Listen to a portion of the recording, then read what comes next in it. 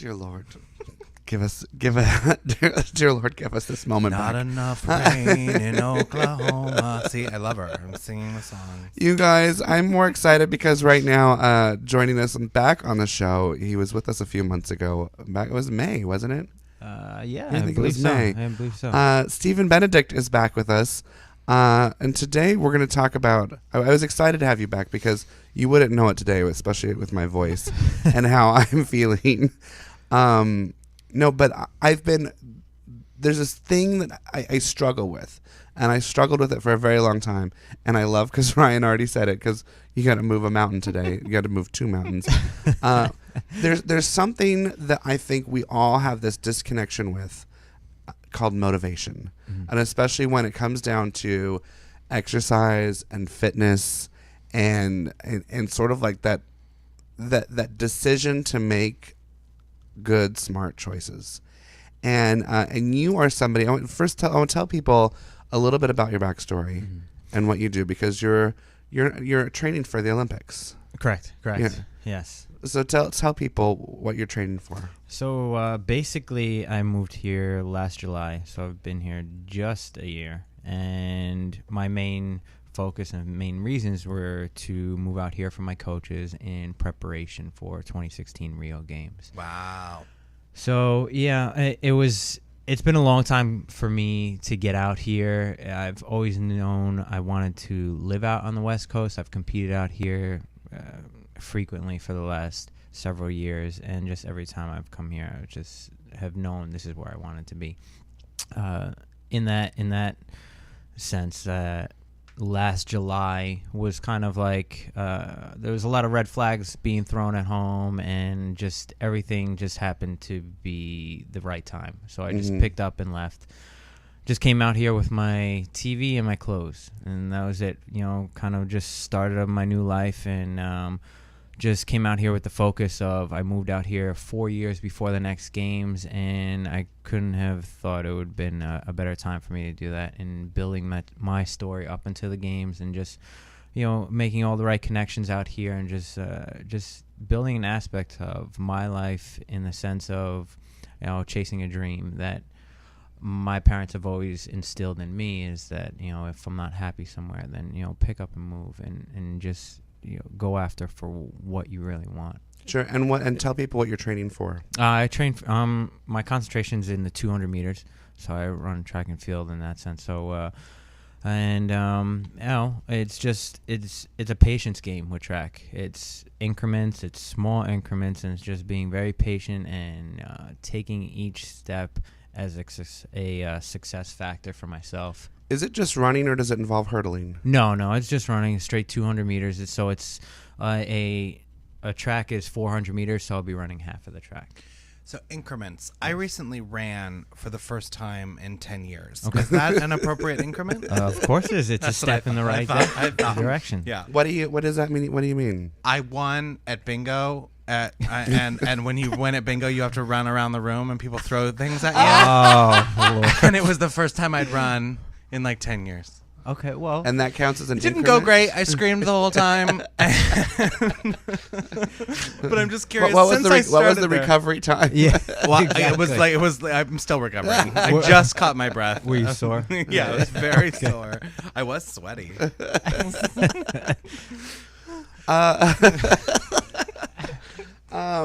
But so it's running one half of a track as fast as you can. Correct. And how fast do you run that? 20 seconds. And what is the? By the way, I know that would take me like 20 minutes. But what is the average score of people that you're competing against? So world record is 19-1 right now. Who has that? Who has that record? That's Usain Bolt from Jamaica. Oh, right. That's Usain Bolt. Yeah. And you're right up. So you're right up there. Well, it's. Or is that sort of where everyone is? Is that the problem? No. There's definitely different levels of kind of elite athletes and where the times kind of drop as far as the cream of the crop. So it's kind of like right in the middle of the pack. And 1 second in that world is a long. It's it's a millennium basically. 1 second is a very long time. Yeah. And even a hundredth of a second, tenth of a second, you really learn to respect the time. Like is anyone who is in like a major, maybe not the Olympics, but like a major race like that, what would the time of like last place be? Roughly? Like 17 seconds? No, in the direction of like 23 seconds. No, I mean 20. Yeah, in the direction of like 23 seconds. Right. That's far enough. So if I could get myself in good enough shape to run and get it in 23 seconds, you've got this, Bob. Then I'm like a failure. Like I can't. Well, but no, I mean, like, but imagine that's the only Olympic event. The only Olympic event you and I ever have any hope of competing in is curling. Curling. That's the one where they just sit on the ice and they just push the ice. Push the ice. I thought you were going to say a winter eating. sport. That's a winter sport. That's not it. We could do that hot dog contest that they do every Yeah, year. exactly. Hey, that is a sport. It is a sport. ESPN covers it. They do. Now, The spelling bee too. At what age did you decide to start getting into this? Were you in track in high school? Or? I was in track in high school. My mother actually pushed me into track my freshman year in high school, and the only reason why that happened is because the track and field coach had seen me on the football field. I played football for a long period of time, saw me on the football field as far as running-wise, and was very interested in me coming out. I didn't have any interest in it. I wanted to wrestle my winter season because I did martial arts for 10 years. Before that was my main sport.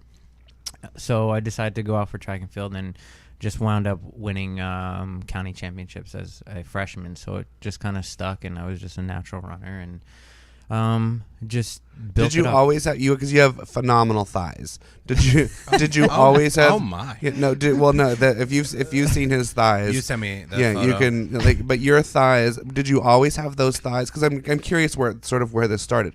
Did you always have those thighs, or did those thighs come from years of training afterwards? It did come from years of training, but then I was trying to get. it is also genetic. That's what I was just trying to Right. get at. I'm It trying is to figure out also like genetic. what part of this is sort of like genetic in sort of how we're all built up, because we're going to get to this next level, which Right. is the motivation. So for some Right. people, I think it comes easier, and but if you told me that you had like chicken legs, growing up, and that you just kept running, Right. and because I kept running, eventually my thighs started to build, then that's different than having sort of the genetics. Well, I mean, it's a combination of two. Obviously, when you're younger, you don't have the muscle development, the muscle growth, Sure. and the maturity at that age. So yes, you do work on it and you do build the muscle in that sense.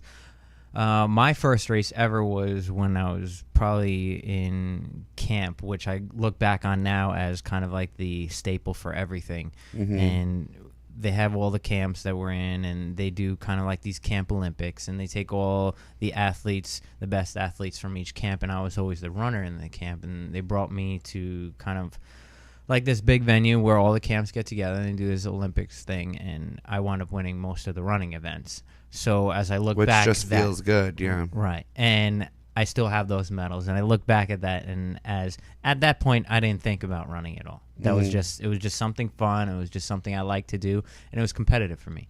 It was one-on-one thing, and I was just good at it. Mm-hmm. It didn't really take note, even in high school. I didn't really put in the work ethic that I should have. I talked to my track and field coach at this point now, and he says if you put in the work ethic that you have now, you'd be even that much of a superstar in high school. Sure. So you go through your phases, and you definitely develop as a person, you develop as an athlete, and kind of take certain paths to get to where you are.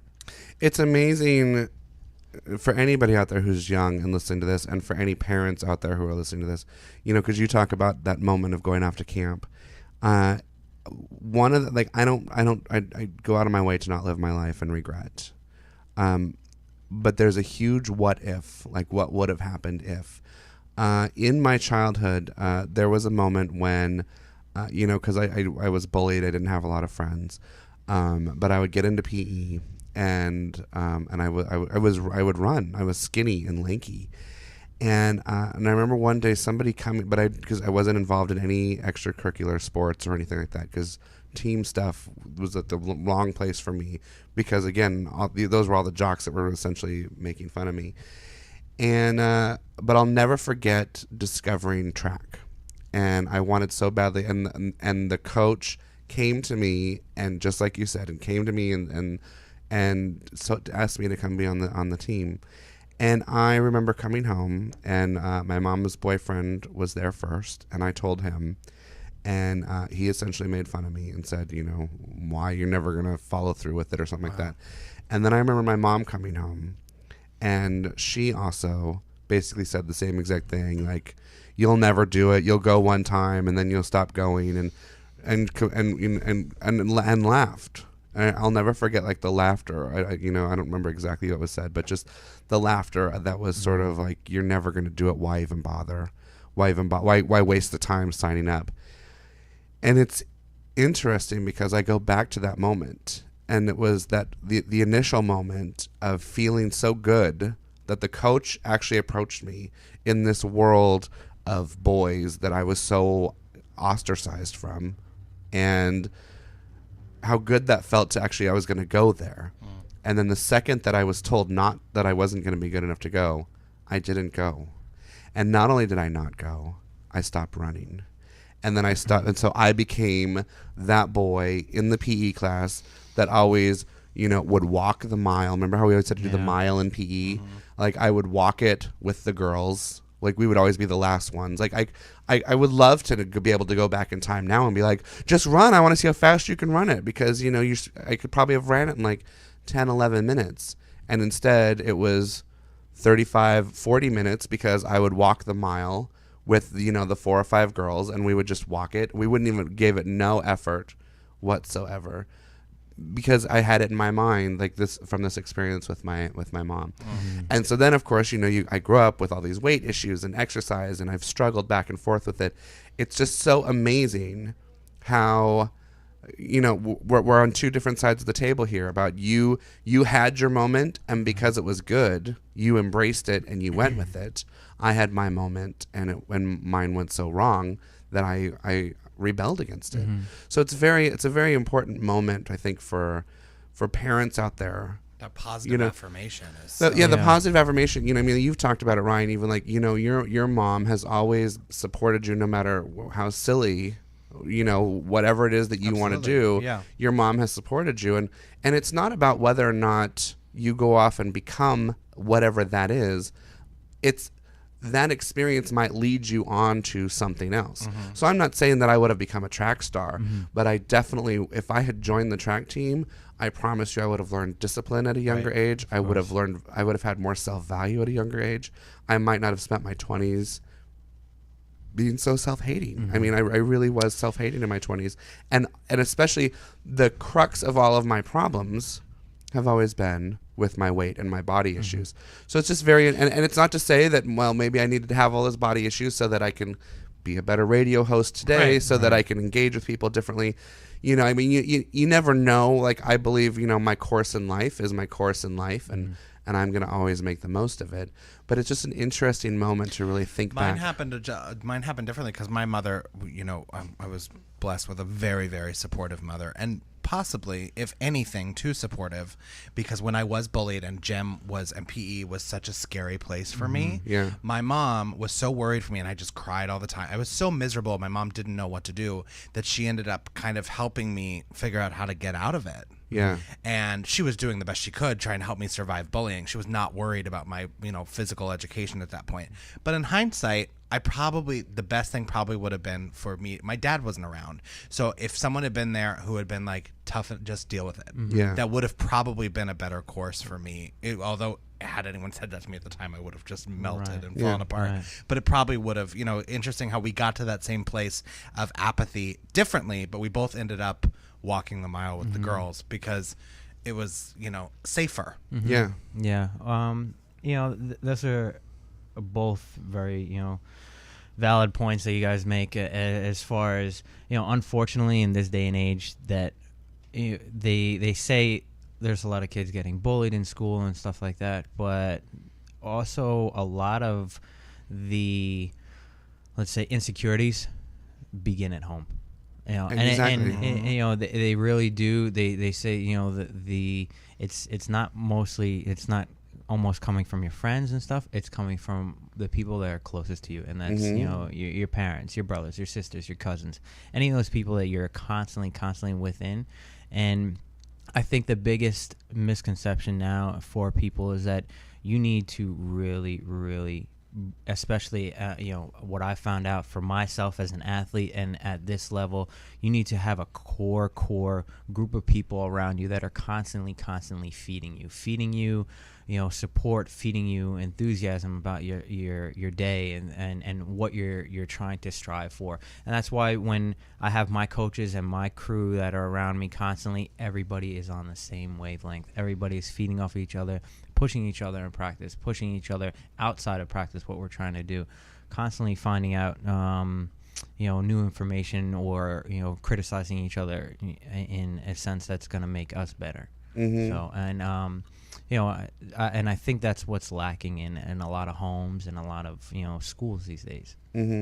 Absolutely. Well, and that's kind of because I think if you think about what we're saying, that's exactly what you sort of need is it's the positive affirmation. Yeah. For any of us, and maybe this is really what when we're talking about motivation, that is what has been lacking in our lives is the positive affirmation. You have to get it from a parent early on so that you can self-parent later in life. Because I'm very good at self-parenting myself in certain disciplines. There's certain things in my life that I'm incredibly disciplined in. I'm incredibly disciplined in my career. I'm incredibly disciplined in my creative life. But my physical, active, health life, I lack. Right. I lack seriously because I don't have the self-parenting to do it. Do you? I'm sure. Obviously, you don't lack the way that I lack. I'm sure I lack in other areas. Because do you have when you have? I mean, you must have mornings where you're supposed to train and you just don't want to. Of course, right. Where do you harness that discipline from? You know what? It's years and years of things, but then it's also. It's also the focus and kind of the big picture in the sense that I come from the East Coast. I come from right outside of Manhattan, and I'm very on top of things as far as push. And when I moved out here, things are a lot slower paced. Yeah. So I've had to learn the aspect of patience, which I do not have very much of. And so in that sense, when I want things to happen, and I've heard it so many times within the year I've been out here, from coaches to people in the industry that I'm trying to push my athlete image to and stuff like that. And it's just like, they've told me you've accomplished a lot in this year that you've been here. Whether I see it or not, I need to have the patience in the sense of, being grateful for the little steps that I've made, whether they're big at one point or they're small at one point. Each one is something that's going to paint the bigger picture when it's ready to unfold. And the good thing for you guys and anybody is the sense that whether or not we've been groomed with the right skills when we were younger through our parents or through other people in building that discipline, whether you have it now or you don't have it, those things can be changed. And they can be changed and built just like anything else. Just like you guys do a radio every morning. You have a set schedule. You have certain things you want to cover. These are implements that you can implement in your life every day as far as mental capacity and far as motivation for yourself. And this goes back to, conversing with somebody else that has that skill. So it's something like, in the sense of, you guys have certain niches that you are very good at, and I have mine as far as fitness wise and far as training wise. If you're not good at something, I always say outsource it to the people that are good at it, and they can help you get to that point. So can you exercise for me? Oh, I didn't say I can exercise for you, but I can give you the blueprint to exercise right. Yeah, I like that. That's perfect. We'll outsource. We'll outsource you. I'll go to my aerobics class with you, and you'll. I'll do the playlist. I'll do my part. You guys will. I'll do my part. Exactly. Well, and that was part of why I reached out to you, because I finally started teaching my aerobics class. Right. I did see that. Yeah, this is a huge, big deal for me because I just ripped off the Band-Aid and started doing it. And of course, I'm actually having fun. Like I'm really enjoying doing it, and I feel such a sense of accomplishment at the end of each class. Like it's a big deal for me. And I think that's part of, when we talk about this positive affirmation, it's sort of like, when you do good, you feel good, and that makes you want to do it again. It's sort of like that sense of accomplishment. But then, kind of like what Ryan said, there's also always that moment where you're like, God, I just don't want to do it today. I just don't want to, I've purposely locked myself into a corner so that I would have to. Like, even with this cold right now, I'm thinking to myself, I'm going home today because I've got to get rid of this cold, because I can't afford to miss teaching aerobics tomorrow night. Because the structure with which I'm teaching aerobics, it's Tuesdays and Thursdays at 7:30 p.m. and it's me. I've rented out a gym. There's no substitute. There's no, okay, well, if I don't go on Tuesday night, somebody else will go in my place. And, I'm on week 4, week 5 of this. So it's momentum. Right. People want to be able to rely on me doing that. Of course. So I've put myself in a place where I have to show up. I have to get better. I have to. But without that, I'm not good at doing that for myself. But I feel like you're good with or without coaches. Like, I feel like is it your end goal of wanting to compete in the Olympics? Is that you're locking yourself in the corner that you have to get up in the morning? Or do you think that if all the coaches went away, if all of a sudden they decided to cancel the Olympics, the Olympics aren't going to happen in 2016, you'll still get up tomorrow morning and train, won't you? Of course. I always, that's a perfect question, because I just finished my 6 weeks of downtime. So we get 6 weeks a year of downtime, and then we start training again. So during that 6 weeks, our coaches tell us, rest, don't do anything, don't lift, at all, don't run, right? Because we've put our body through so much tearing and beating up during the year, because we start training in September and we go all the way through July. So those 6 weeks are necessity for us to kind of re-spark our body to heal up, so we can come back with the same momentum that we ended off with in our season. So during those 6 weeks... So this is what you look like after 6 weeks off? This is 6 weeks off. Oh, my God. Actually, I'm heavy right now. Oh, you poor thing. I know. It is hard. But during those 6 weeks, I have to take downtime. And that's probably one of the roughest parts of my season, is because, I'm so used to being active that I need to step off the gas. And can you not do anything? Like, you're just... No, I can do some You got to come hang out with me. I'll help you. Exactly. I'll help you your 6 weeks off if you help me the rest of the time on. Like, that's true. Yeah, I can outsource that. Yeah, I'll teach you how to relax. No problem. Well, make sure you see all the best TV shows. Excellent. That's one thing I don't watch a lot of TV, but in those 6 weeks we would have made sure. Yeah. We literally lead opposite lives. But that's what makes it a good conversation. Yeah. But so let's really quickly, let's talk about motivation. Yeah. What is your motivation to exercise? What is your motivation to succeed? First and foremost, obviously, is to achieve my main goal, is to just be at the Olympics. It doesn't matter if I win a medal, if I'm on the stand. Of course, I would love nothing more than that, but just to be a part and just to walk out in the stadium and to say I'm an Olympian at that point is success for me. But it's just the building of everything. I feel that track and field, first and foremost, it sets a discipline for me, because everything that I do, I'm training 4 hours a day, and the other half of that is recuperation, whether it's getting massages, whether it's taking ice baths or anything of that sort.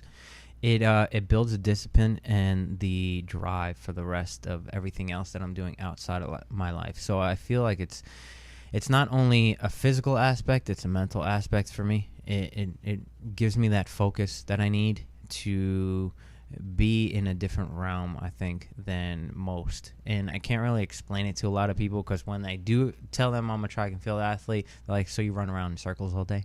I was no, that is the farthest from the truth from what I do. But because you have to train your whole body to be prepared for those 20 seconds. Right, exactly. And whenever I train a client, or when I bring something to the table for that client, my first aspect for them is that I treat them like athletes. And the reason why I do that is because athletes are well respected in their realms, whatever they're trying to accomplish, for the fact that nobody sees what they're doing behind the scenes. All they see is the main stage. And I developed that mental aspect with my athlete, with whoever I'm training, and I treat them in the sense of an athlete, and give them anything, give them the information that I'm getting straight from my coaches, from my doctors, and give them that sense of respect. And I think that develops for them, and they take that off of the sessions. And it's not just about that hour or half hour that I'm working with them. I want them to take away something. And I've developed a passion for childhood obesity lately, and I'm really, my team and I are trying to make an impact in that sense, and starting early out age, and trying to reach out to the parents and give them aspects of how they perceive things at home, and how it really, really impacts their child's life when they don't think that their child's watching. They are. Yeah. So. Well, exactly. They're watching. They're watching everything. Exactly. Well, and that goes back, as we were talking about the positive affirmations. Like, it is so ironic that, because one of the things we're working with Richard Simmons, he has the Fit PE Crusade bill. I think it's Fit PE. I actually Fit just saw Crusade. him on Saturday night at Legends and Beyond. I did a show for one of the designers, and he was there. We were actually just talking. So. About the fit. No, we were just talking in general. About insanity, I'm sure. But one of the things that frustrates me is because he has a very serious bill that he's been going to Congress for, which is to bring PE back to schools, because it's been cut because of budgetary restrictions. And it's ironic that was, while I was in school, was probably like the one thing that I wanted cut the most. Like, I was like, get this out of my life. I think it needs to be reinvented, but I also think that it is highly important. And part of the reinvention is to not be sort of like pitting the boys and girls against each other, and then having your outcasts not have a place to be. But like you said, it should be a positive experience of kids learning the importance of health, of fitness, of movement, whether it's dancing or running or lifting weights, or there's so many different aspects to it that we really didn't learn in PE. And I think that there's got to be a way to do it, but a way to do it in a positive, motivational way that then carries into the rest of your life. The same way they talk about music education is so important for how you learn, how you mentally learn math and everything else. Like, there's so many elements to our development at a young age that are just sort of being destroyed. Like, I don't know what they're learning in school anymore, because the kids today, they're not being taught to cook, they're not being taught wood shop, so they don't know how to use a hammer and nails and saws. Like, it's very strange. It's very, very strange, the things that are being cut, when it's like these things are so valuable in creating adults. There's so many. Terrifying. Yeah, it is. So I'm glad you're doing that. A couple last questions, because I know we have to go here. First one: what happens after the Olympics, after 2016? Well, that's what I'm working on now. Is that I don't like to put all my eggs in one basket, so to say. So whether or not I get to that point, that's why I'm building my athlete image right now. I'm doing a lot of commercial stuff, and trying to push the maybe acting realm a little bit. I do a lot of fitness stuff in the fitness industry. Actually, this upcoming issue of Fitness RX magazine, they did a whole feature on me, and a kind of inside look at my training as an athlete. So you guys can pick that up. I have kind of my coaches are in there and stuff like that. But it's a slow process. I'm actually still getting situated to the West Coast. So, like I said, I've only been out here a year. Whether that's a long time or not a long time for a lot of people out here, it's not a long time. But you're doing very well. So I'm trying to make the right connections in the right areas, and trying to feel myself out a little bit as far as getting a manager that'll can kind of handle my athletic side and my entertainment side, and trying to mesh the two. But definitely making an impact on everybody I speak to, whether it's for a short period of time or not. So it's smart. You have more lined up than just the end game of 2016. Of course. Yeah, I think that's a necessity. And Brady is wondering, from the last time you were on, you were talking about trading for Italy. Is that still on the table? What's going on with that? Yes, it is. I'm actually looking into dual citizenship, trying to get my passport stuff together. With my situation, it's a little difficult as far as finding my my ancestry kind of bloodline. I was adopted when I was 7, so I kind of have like 2 different alleyways, my adopted family and my birth family. So it's just really trying to find the right paperwork, and I have my coaches helping me out with that. I'm going to talk to the Italian embassy and work on that. So hopefully this time next year, or roughly around July, August, I'll be running over in Italy on the circuit for a little while and getting it situated over there. And then finally, I want to know, what is the best advice you ever got from a coach? Best advice I've ever got from a coach. Like, what's that one thing that has always stuck with you? You know what? I've heard it so many times, and I think it's the patience factor for me. I need to stay within myself. So in particular, last season, the first half of my season was terrible. It was my first year back in 2 years. And I had new coaching, new program, new atmosphere, new realm I was in. And I was just, I was really at the point, a breaking point where I was ready to just, throw it in. But I stuck it out. My coach talked to me. His name is Larry Wade. He talked to me, and we had a good heart-to-heart, and I stuck it out. And my second half of the season was, phenomenal. And I just rolled out on it. And what did you learn from that experience? Just to, you're gonna have hard times no matter what. There's hardships in everybody's life. Everybody has a story and what developed them. And you look at the most famous people in the world, they'll go back and tell you where they've had nothing and now they have everything. And it's those hard times which really make us who we are and develop us in that sense. And, you're closer than you think at that point. And if you give up at that point, you'll never know. So because that's where so many people give up, is in that moment. Exactly. Right when things get hard, people want to back down and they just be like, I need to do something else. This isn't working out. Meanwhile, if they just stayed in it, whether it's a week longer, a month longer, things just seem to happen. I love that. Well, I hope that you'll be continuing stopping by and keeping us posted on your progress as long as we have a show. So if Ryan and I came to you tomorrow and you were going to train us, what would you tomorrow?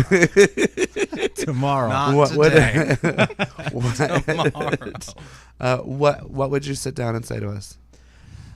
First and foremost, obviously I would, kind of just find out exactly what you guys want to do. You would take our statistics to make sure you take our stats to make sure we weren't going to have a heart attack in front of you. No, I'd ask you about any injuries, anything else that were going on in that sense of your body wise. But then I would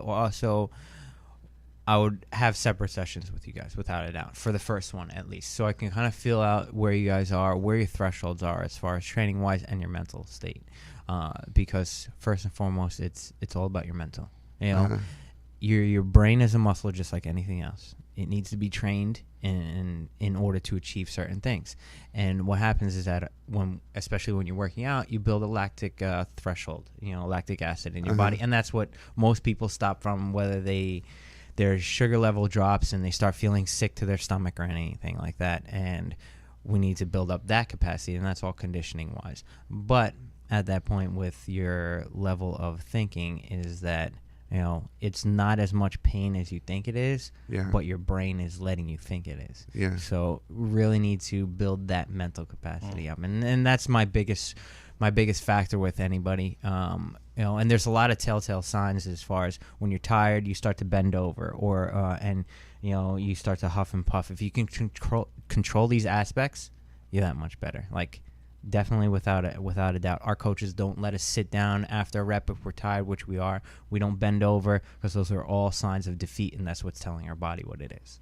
So there you have it. Don't bend over. Don't bend over. Don't bend over.